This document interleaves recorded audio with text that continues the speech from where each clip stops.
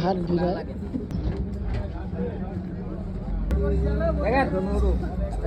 চালু করছি।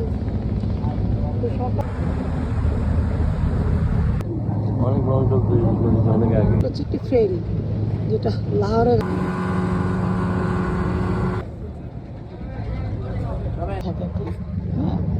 বেদে মাছ ধরার বোট অর্ধেক এভাবেই বলে সুন্দর করেই গেছে। পথে যাওয়া যায় মানে রাস্তায় এটা নৌকা